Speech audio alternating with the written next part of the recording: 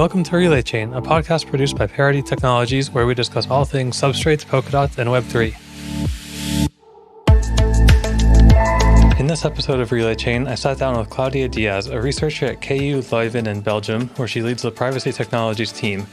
Claudia started her PhD in anonymity and privacy in electronic services in 2000. That's before the Snowden revelations, before Bitcoin, even before Facebook. We talk about what has gone wrong in the last 20 years, the meaning of privacy and anonymity, and her new work on routing blockchain transactions through a mixed net.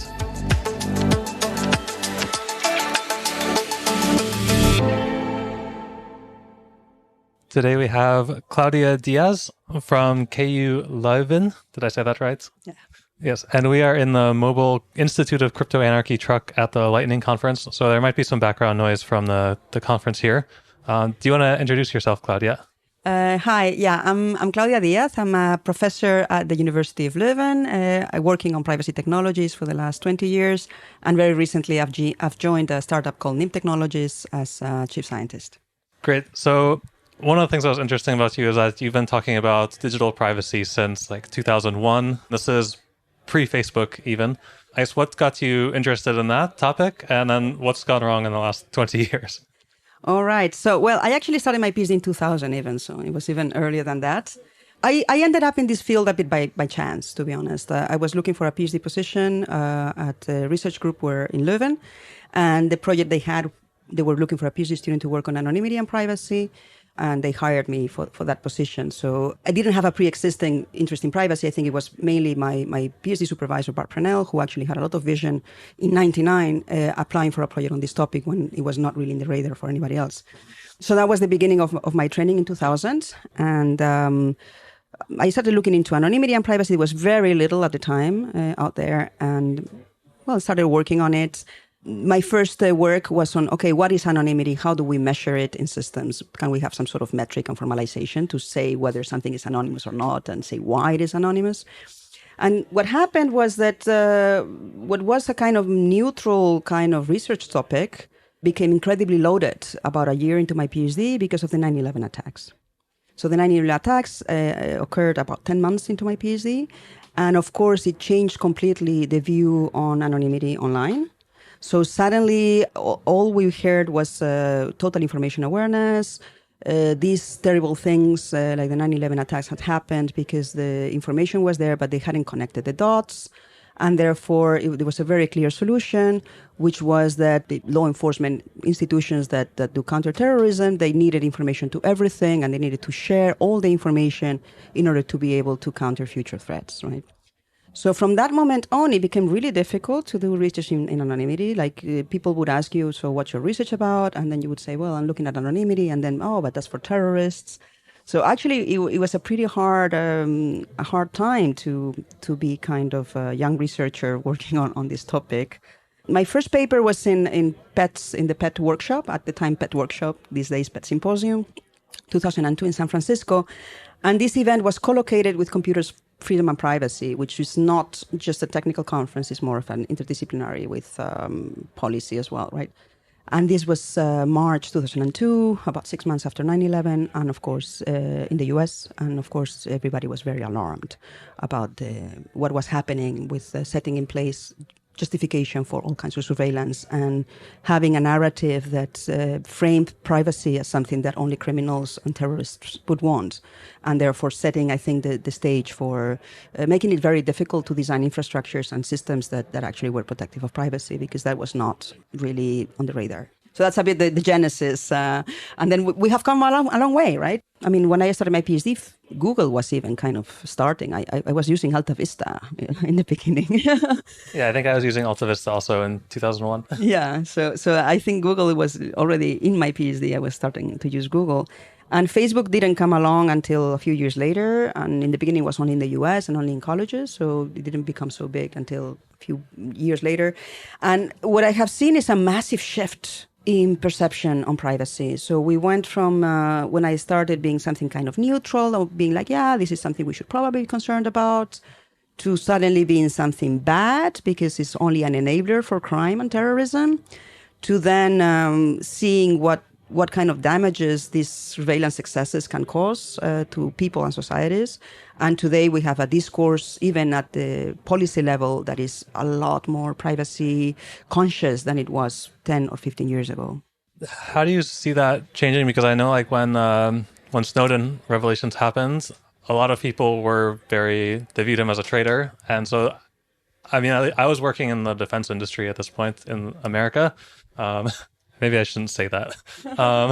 But like all of my colleagues were like, screw this guy, like he's done all this damage. And so I didn't really see the narrative shift so much then. Although a lot of people I work with now cite Snowden as like some of their motivation for getting into privacy and decentralization. But I've definitely seen more of the privacy shift after like Facebook and Cambridge Analytica and Google.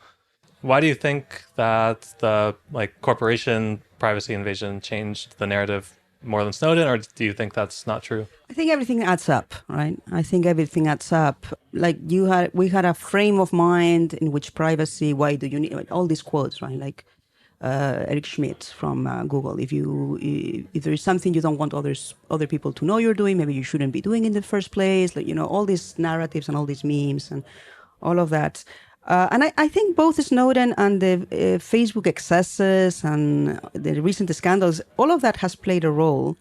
I think you might underestimate the impact of Snowden if you're in the US, in the sense that I think it was extremely concerning for Europeans. Because here it was not only an issue of privacy versus the government, it was an issue of sovereignty. It was an issue of national security for us as well.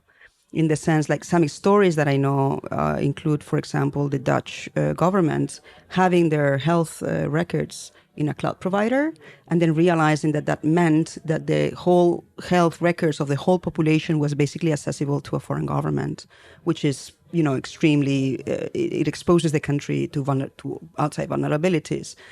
So I think the Snowden revelations might have played differently in different places, in the sense that it's not, if you have trust in your government, you might think that it's okay that they do all those things, but when it's a foreign government, you see it differently. And then, I mean, I can imagine that in the defense industry, the reaction was specific, and different people, I think, probably took it differently. It's true that the media narrative started changing then. The Guardian almost became like a global newspaper with this story.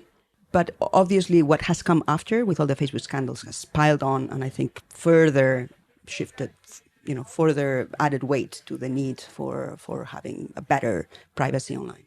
Yeah. And now that I think about it after asking the question, I was working in aerospace, and there's like we won't go into the side story, but a huge generation gap where like aerospace didn't hire anybody for a long time. So there was a huge group of people that were like over 50 that were like from the Cold War era. And so it made sense for them, or maybe from their perspective, the Snowden revelations were very different than a younger person in Europe. Yeah, I can believe that. So we've mentioned privacy and anonymity. One thing that's come up before is that they mean different things to different people. And can you talk about what they mean in different contexts? Yeah, that's a hugely complex question, actually, because privacy is a very subtle and complex concept that has many, many sides, and is very contextual. So when people talk about privacy, this is one of the things that makes conversations on the policy level as well difficult, that people mean different things. In my lectures, I often talk about 3 different types, and even that is a simplification, and even that is not really capturing the full complexity and range. But I think it's a useful classification to at least get a sense of how different these perspectives can be. So there is what we can call counter-surveillance privacy, which is mostly what I work in. And this is coming from cryptography and computer security. This is kind of the disciplinary perspective that comes to this field of research. And the frame there is that you need to build systems that are secure, that do not leak data that is unnecessary, and that can be exploited by adversaries. So there's always the concept of an adversary that will be able to obtain some information and exploit it for purposes that are damaging for the person providing the information, and therefore we should design systems that do not have this vulnerability of exposing information, right? So it's a very security-centric adversary assets kind of frame, and it's also a perspective that usually sees the service providers or infrastructure providers as potential adversaries. maybe because they are colluding with somebody else or doing things that are not allowed behind the scenes, or maybe because they get hacked by third parties. And then, it's not that they themselves are malicious, but they are hijacked to do malicious things. So usually from the kind of counter-surveillance perspective, things like decentralization are emphasized, trying to not have trusted points of failure, because it kind of is in a frame of mind in which if you concentrate too much power in certain parties, those parties can become corrupted, and you basically don't have the resilience that you can have when you have decentralized systems where many things have to fail before you have a privacy breach. Now, this is one perspective, minimizing trust, trying to have very strong security and decentralized trust as well. There are many other perspectives. If you think about data protection, GDPR, and the whole data protection perspective, and the constitutional court in perspective in Germany, for example, that they also have rulings about these things. It's a very different point of view. There, it's more about enabling the digital economy. It's more about enabling data transfers, and therefore setting minimum standards of what is acceptable in order for this digital economy to flourish, right? So it's not so much about protecting people from surveillance, it's about setting minimum standards. And there, the service providers, infrastructure providers are often seen as kind of semi-trusted parties, in the sense that they are the ones that have to put in place the measures to protect you. They have like a duty of care towards their users. And if they do something wrong, then the law is there to punish them. So the recourse of individuals towards abusive service providers is the law. So the perspective from the GDPR and data protection is actually very different. There, the providers are kind of trusted parties, semi-trusted parties. They have the duty and they are expected to look after your best interests. So they are expected to protect your privacy, to do things according to rules that are fair and that are protective towards you. And if they fail, then you can go to the authorities, and then they can get punished through the legal system. So this is a different perspective from kind of counter-surveillance, which tries to build in the protections in the technology itself, is kind of preemptive, such that these providers do not actually have access to the information that they need to violate privacy, while in the other is post factum, in a way that they have the information, they could do bad things, they are not supposed to do bad things, they're supposed to follow good policies, and if they fail to follow good policies, then you can go to the law, and then the legal system will protect you. So that's already quite a different perspective. And then you have a very important view on privacy, which is more the kind of social privacy. And this is, I think, what most people are concerned about, to be honest. Like people in Facebook, like a teenager using social media, I don't think they're concerned about the NSA or about, the Facebook corporation. They're concerned about their mother and about their teachers and about their ex-boyfriend, about people in their peers in their social environment. So many people conceptualize privacy as this negotiation of what you reveal to whom in your social environment, in your social relations. And that has a lot more to do with like interfaces, settings, having granularity. How do you exercise control? Is that too much cognitive load on people to have, you give them a lot of controls, maybe that's also not very useful. How do you, basically have interfaces that are adequate for people's cognition in order to make good decisions? But then what are good decisions? Then often researchers will be kind of either saying what good decisions are or trying to infer what good decisions are from asking people. So this is a very different perspective. This is usually involving psychology, behavioral science, and from a computer science perspective, human-computer interface, because this is like how you present settings or choices to users. And I'm not being complete. Like this is just like, to summarize, is just like one perspective. So social privacy towards your peers. Another paradigm in which is about having the digital economy flow and having data flow, but with some standards. And if things go wrong, you have the law. And the other is let's build systems that are really secure and don't enable abuse. Yeah, so I think we're probably more interested in like building these systems that don't allow abuse at all. But on the law side, I thought one thing that was interesting in one of your recent talks was a 1983 definition from a German court. I read it down. The privacy is defined as protection of the individual against unlimited collection, storage, use, and disclosure of his or her personal data, which seems kind of prescient looking back there. Well, it's very cute, right? Like you think what unlimited meant in the 83. and what unlimited means today. And the word has, I think, gone. It has broadened in a way that is quite spectacular. Yes, so this perspective on privacy is very much in line with data protection, actually, and with the OECD principle. So this is one strand. I understand where they're coming from, and it kind of makes sense, but I find it also limited in a way, this emphasis on individual control. I mean, if we're talking about protection from unlimited collection, we can do that by default, or we can do that based on the choices of people, right? And some privacy scholars and some people working on privacy, they have this view that is all about control over your personal data, that this is what privacy is about. Now, I think that's a bit limited, to be honest, in the sense that if a person A takes a picture of person B and C with the camera of person D, and then person E uploads it to the web, to Facebook, who's the owner of that data? Who should assert control, you know? If you and I are having a conversation, who should assert control about that information? So it's not as simple as my data, my decision.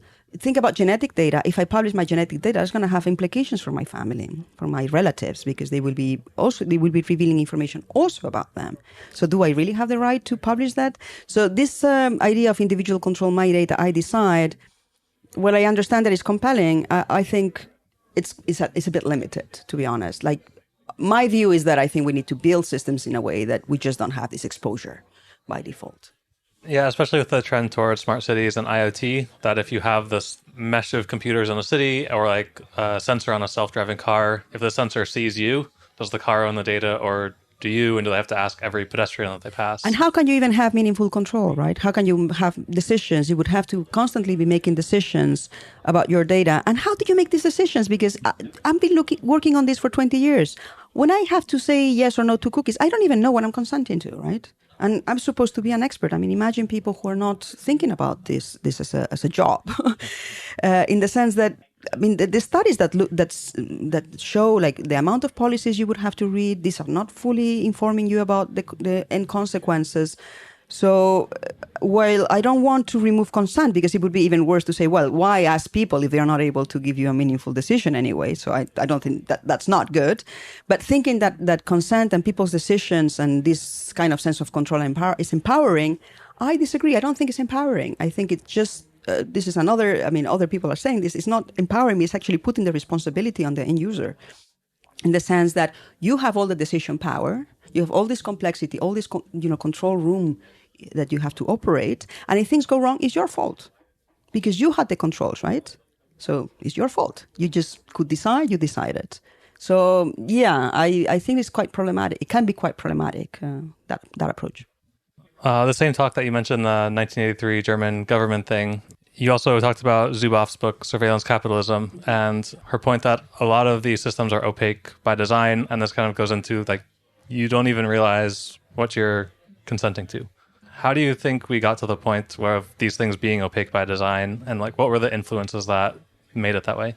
Well, I mean, I think it's quite an organic evolution, right? In the sense that I believe that information is power. When you have information about others, you have some sort of leverage often. So, of course, organizations will be secretive about their internal information. I mean, this is not from the internet time. This is even coming from before. So, especially companies such as Facebook or Google, whose assets, whose business model, money-making assets are digital assets, like the algorithms that they use and the data that they hold, they're, of course, very secretive about what they are doing, and they will not be transparent unless they are forced to do that, right? As for how do we got to this, I don't tend to think that there is a great master plan of evil minds sitting in a room and deciding the direction of the world. I think this is just basic opportunism. Just as, capitalism conquered whatever the forests and the land, the use of digital technologies produce these data assets that are just there to grab because they're not protected. And obviously some smart people see the opportunity and then start building on that. And then once you start building on that, you start creating dependencies because now the services that we depend on to a large extent are dependent on that data. So now cutting those flows is not something we can do from one day to the other. We need to upgrade our systems in a way that we can move to, modern technologies that are not necessitating all this massive data collection to function.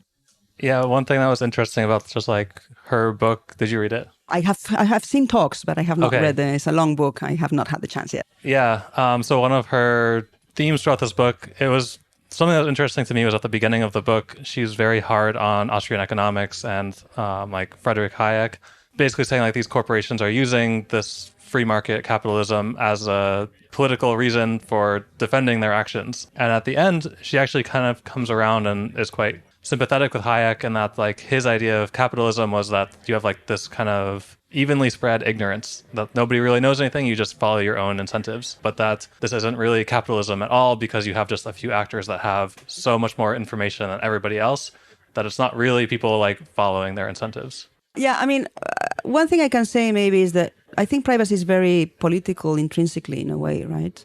In the sense that it's very much about who we give power, decision power, and who we show ourselves in ways that can make us vulnerable to them, right? So, of course, different actors, especially if they have the capability to monetize and to do something useful for themselves, then they are going to be fighting for infrastructures and policies that are benefiting to them. And protection of individuals is kind of getting in their way. So, of course, they will have arguments to say that this is a bad thing and an undesirable thing. And they will find other reasons, even if it's not like, yeah, we just want to be richer, right? So you said that like the main focus of your work is answering this question. Can we reconcile the advantages of digital technology while still preserving our privacy? And especially to do this by minimizing metadata, having no single points of failure, and transparency for the organizations in power. Can you talk about that? Yeah, well, I mean, the thing is that one of the problems when you start talking about all the privacy threats that exist when you use digital technologies is that you almost want to just, disconnect yourself from the internet and throw away your phone and say, well, I'll just, it's hopeless. And if you want to be private, you just shouldn't use modern technologies. Now, that's not the point. I don't think we should just be regressive in the sense of wanting to go back to some ideal past when this was not a problem and life was simpler and all of these things. No, I mean, we want to have modern technologies. Modern technologies give us a lot of benefits. We can talk to people who are far away. We can access information all over the world. I mean, we can do wonderful things. So we want to do those wonderful things. We just don't want to pay the cost of just opening ourselves to all kinds of potential abuses just because we want to do those things. Now, what's the way forward? It's not a simple one. Privacy is actually quite hard to engineer. But indeed, minimizing disclosure is a step. And this is a step that undercuts directly the surveillance capitalism kind of basis, which is that they have this free asset, which is the raw material, which is the data from people. If you take that away, then surveillance capitalism doesn't anymore have the fuel to actually keep churning, right? So we would see like a shift in the economic models of the internet towards something else. So yeah, definitely minimizing data exposure is, from a privacy perspective, is the most effective thing to do. And there is where privacy technologies have a lot to offer. In a way, we have research in cryptography in the last 2 decades has produced quite amazing technologies that are able to produce, enable us to compute things and to offer digital functionalities without exposing private data. This is quite amazing, actually, and it almost sounds like magic or impossible when you explain it to people. And I mean, I work on anonymous communications. We are now building systems for anonymizing your communications so that nobody can see who you're interacting with, so that nobody can kind of surveil like which services you're accessing or which friends you're talking to. So, I mean, the privacy technologies have a lot to offer, but of course, it's quite a challenge to have the kind of services and functionality ecosystem that we have today in a fully privacy-preserving manner. We are a long way from that. With respect to transparency, of course, yes, I think transparency is the other side of the coin. I believe that the ideal would be the reverse of what we have now. What we have now is that corporations are opaque. because they keep secret the profiles they make about you, the algorithms they use to make sense of you, to make decisions about you, what they share with others. All of that is very opaque, while individuals are completely transparent to them because all our data is completely visible, right? And I mean, to be honest, it should be the reverse, right? Like individuals should be private and opaque and have their sphere of privacy and what they do. They should only be revealing things that they voluntarily want to reveal for some reason to somebody else, while we would want the providers to be transparent because they are in a position of power in the infrastructure and to have accountability and to have checks and balances. It should be possible for the rest of us to know what they are doing and to kind of verify that they are doing the right things. But of course, we're a long way from that. So we're a blockchain company, so we have to talk about blockchain a little bit here. If you're going to make a privacy system, what are the advantages and disadvantages of using a blockchain versus some other technology? Yeah, so I'm very new to blockchain, so I'm still learning when it comes to blockchain. In my view, blockchain offers a great tool for availability and integrity, right? So blockchain is a broadcast channel that everybody can view and everybody will have the same consistent view. So this is a very interesting building block that you can use to do things. And then they also have integrity in the sense that it's immutable and therefore you can trust that whatever information is in there has not been changed, right? So that's great. Of course, the downside of blockchain is that in terms of confidentiality, they make confidentiality very tricky because now information is available to everyone forever. And having transactions on the blockchain that are not revealing private information requires quite complex engineering. We see some people doing that like Zcash, for example, or Monero. They try to have transactions that have privacy properties, but that adds substantial overheads, reduces functionality. And I mean, it's work in progress, I would say. I don't think we have like solutions that are fully private and scalable and work fast and all of that. Yeah, and so like even if you're using one of these privacy preserving currencies or networks, they're still operating on the public internet. Yeah. And what kind of limitations does that provide? Yeah, that's an excellent question. Yeah, so even Zcash or Monero, they provide privacy on the chain layer, right? So the cryptographic identifiers are modified in ways that there's unlinkability between, payee and receiver of a payment. So that's great. Now, the problem with anonymity and privacy is that you just don't address it at one level of the system. If you have side channels in other system layers, then you can break the privacy properties offered by the layer that you have protected, right? So for example, in these systems, if the peer-to-peer broadcast layer at the network is not protected, then everybody can see who is broadcasting transactions and therefore guess senders and receivers of transactions by combining the chain information, which is to some extent protected, with the network information that is unprotected. So now this is very interesting because this is precisely what we are working on in NIM. We are building an anonymous communication infrastructure. It's actually a privacy infrastructure that does more than anonymous communications. It does the protection of metadata at the network layer, but is coupled with anonymous credentials, which also add functionalities that enable payments, authentication, and authorizations. So that is not just it's not just the network. You can also have functionalities that even if your user is anonymous, you can still verify whatever is important for you to verify, that they have a valid account, that they pay the right amount, that they have an access ticket. So you can kind of customize the information revelation to what is strictly necessary for the application and have by default unlinkability between activities of the same user, both at the transaction level and at the network level. Yeah, I mean, it's like, how did you design the system? So our system basically, I mean, the network protection layer is a mixed network. So I guess you might be familiar with Tor. Yes. So it's a system in the same kind of class as Tor, but with different features. So Tor is connection-based, meaning that you establish like an end-to-end connection and then you send all the packets on that connection, while mixednets are packet-based, meaning that each packet has individual routing information and goes through different paths. So that makes it much more difficult to trace end-to-end flows. Then Tor doesn't apply any latency, so it forwards things as fast as possible. So that means that if the adversary can observe input and output, they can correlate based on timing and packet counts. In mixedness, you have a configurable latency that if the applications are latency tolerant, you can increase, and if they are less latency tolerant, you have to decrease. But the more latency you can add, the more you can reorder packets such that input-output flows are reordered, and it becomes very hard. Even if you have full network view, it becomes very hard to correlate input and output. And on top of that, we also use cover traffic, which means fake traffic that Tor doesn't use. That means that even when you're seeing things happening as adversary, you don't actually know if something is happening at all, because it could just be just this dummy traffic that is completely meaningless, right? So the level of protection towards global network adversaries is a lot stronger. Now, in terms of interface, I mean, the idea is that we want to support other projects and applications. So we will offer an interface that they will have to have some sort of gateway proxy that is able to receive packets from our network. So they would have to kind of be able to unwrap the last layer of our network.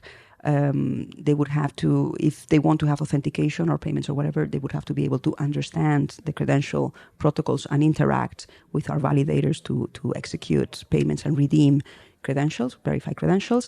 And the idea is that this will be some sort of proxy that is running at the service provider side that is able to translate, acts like a network proxy effectively, and is able to translate the packets from our network to whatever application messages make sense, right? So yeah, you would have to have a component that is a sort of gateway that does the translation between the application and our system.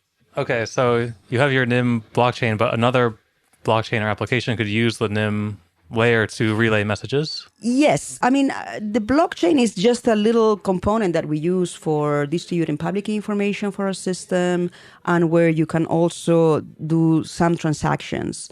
But yes, the ambition is to support all kinds of applications, to be honest, not only blockchain applications. You don't need to have a blockchain application to hook into this infrastructure.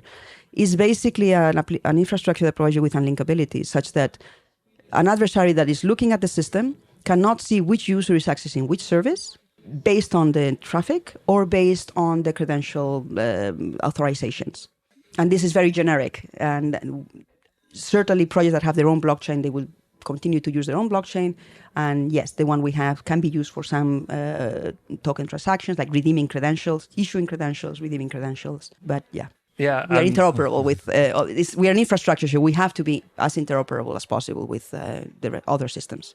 Right, and that's where my brain is going. That's like the main thing we work on is interoperability, and so how you interface with other systems and what kind of infrastructure you use. So yeah, our mixnet, just a store, is an overlay network.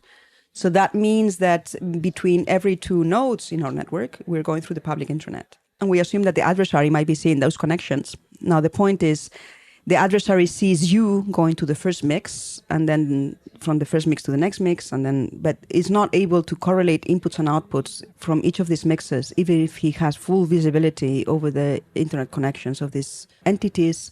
And this is because there is transformations happening inside the mixes, cryptographic transformations that mean that you cannot correlate based on bits and bytes, based on content, but also timing transformations, such as the flow of inputs is not coming out in the same order, is completely reordered. So even based on timing, you have the adversary has a lot of uncertainty about which input might correspond to which output. You can even have uncertainty in the sense of one input may correspond to thousands of even millions of outputs, depending on the parameters that you have. Okay, I have a lot to learn about networks, apparently. So who are these packets being sent between? Would this be different nodes in the network, or would it be the users and the nodes? Yeah, so the way we envision this is that, so the user would have some sort of wallet or application. This might be provided maybe by us. We would provide some basic client. But we expect it, let's assume you have like a messaging application that is built on our system, right? So the user would subscribe, maybe they have to pay for this service. So they would first of all transfer some tokens convert tokens into a credential. Then they would connect to the mixed network. And basically what they do is that they take the information they want to send to the service provider. In this case, is the messaging app provider. They wrap it into multiple layers of encryption. So this is like onion routing. It's a different protocol, but the principle is the same. It's one layer of encryption on top of the other. Of course, to do that, they need to have public information about the mixnet. They get that from our blockchain.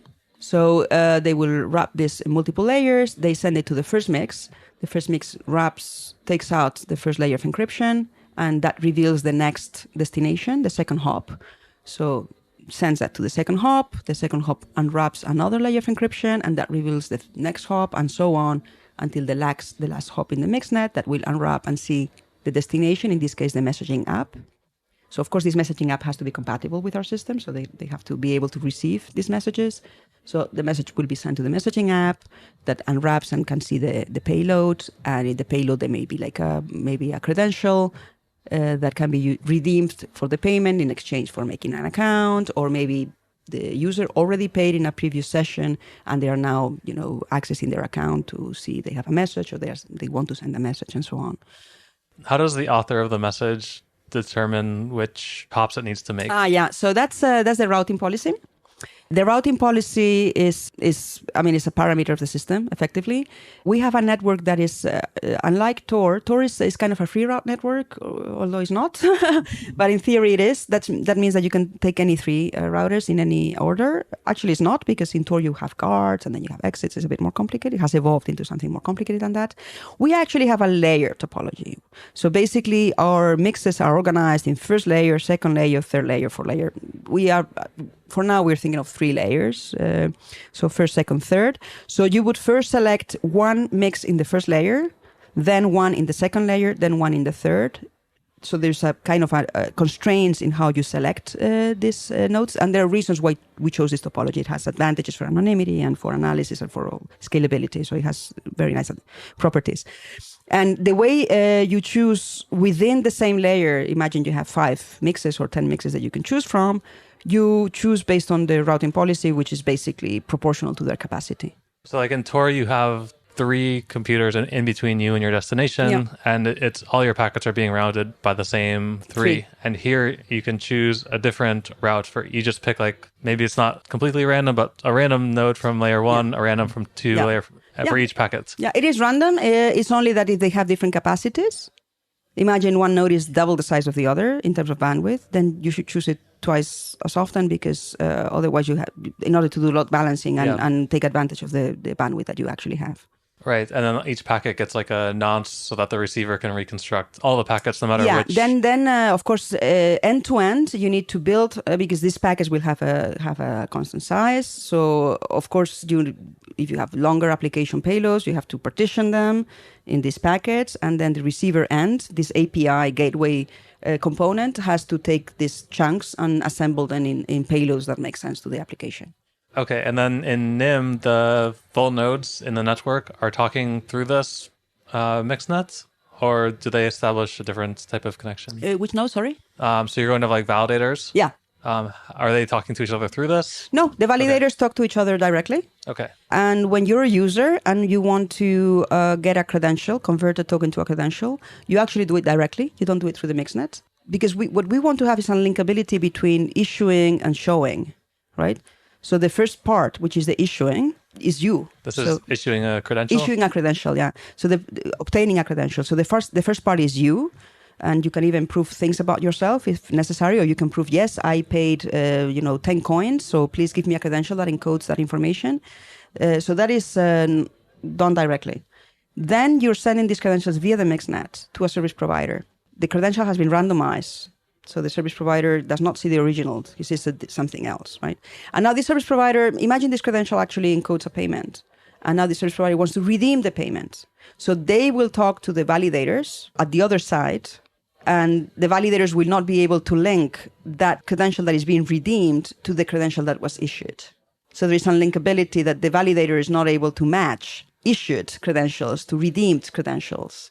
Okay, so an end user can get credentials from the NIM network. Yes. And then use them with a NIM service provider. Exactly. And the NIM network doesn't know who the users, which users are using which. Exactly. Okay. And the ambition, of course, you're hinting already, like the more services you have, the more anonymity you have, because imagine a system, if the NIM system would support, let's say, 100 applications. Now you see somebody connecting, they could be accessing 100 applications that can be very diverse. So you actually have no clue what they're doing. If we would only support, let's say, one application, then, when somebody's using this, okay, you don't know what their specific correspondent is. If it's a messaging application, you might not know the recipient, but you know they are messaging somebody. You have many applications. Maybe they're messaging, maybe they're doing a cryptocurrency transaction, maybe they're, doing a file sharing, maybe, they can be doing all kinds of things. One thing that is very cool about anonymity and is different from kind of content confidentiality is the following. To have content confidentiality, I actually can do it on my own. Okay, I can take my files, I can encrypt them, I generate a key, I encrypt the files, I put them in Dropbox or whatever, I keep the key, and nobody can decrypt those files. I don't need anybody else. Okay, I can do it by myself. If you and I want to have an encrypted conversation, we have to establish some sort of shared secret, and then we can have an encrypted conversation, and nobody else is able to read that conversation, and we don't need the assistance of anybody else. Now, this is not the case for anonymity. Anonymity is about hiding in a crowd. It's not like you are anonymous or you're not anonymous. It's not like that. It's how big is the crowd you're hiding in. So you cannot be anonymous by yourself. In order to be anonymous, you need to have a group of people that are also doing things, and you kind of hide in the crowd. And then the point is that you see a crowd of people, you see a bunch of things that this crowd is doing, and you're not able to tell who's doing what. Yeah, and this is because if there are only two of us, we can encrypt the data, but someone can still see that we're talking to each other. Yes. Okay, so you need a lot of applications and a lot of users. Exactly. And as long as you have a reasonable amount of applications and users, the protocol layer can't really see. The more applications and users, the more strength of anonymity you have. And this is why we're positioning our project as an infrastructure that wants to serve other applications. Like by itself, if you don't have applications on top, it will not do so much. The power of it comes with when others start integrating, and then all their user bases become blended in one big anonymity set. So we are enabling applications to provide privacy to their own users. And the bigger the coalition of applications that are integrated with our system, and the larger their user bases, the more everybody gets. So when a new application joins the system, all the existing applications benefit because now their anonymity sets are even more diverse. Great. And if people want to follow your work or follow NIM, where should they look? If people are interested in my academic work, my webpage at the university actually has all my papers and really a lot of information.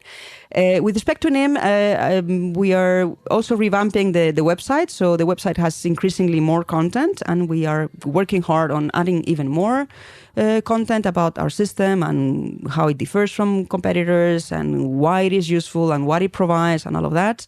We also have Telegram channels, and I encourage everybody to follow those channels because we send announcements and information there about what we're doing. And we also have a Twitter account, NIM Project, that people can follow to receive all the updates. Okay, great. We'll link to all of that in the notes. Thank you, Claudia. Thank you very much. Thanks for listening to Relay Chain. We'd love to keep in touch. Follow us on Twitter at RelayChain or email podcast@parity.io. Our team at Parity includes some of the leading peer-to-peer networking developers, consensus algorithm inventors, blockchain innovators, and Rust developers. If you want to learn more about our work or want to work with us, visit our website at parity.io and sign up for our newsletter at parity.io/newsletter.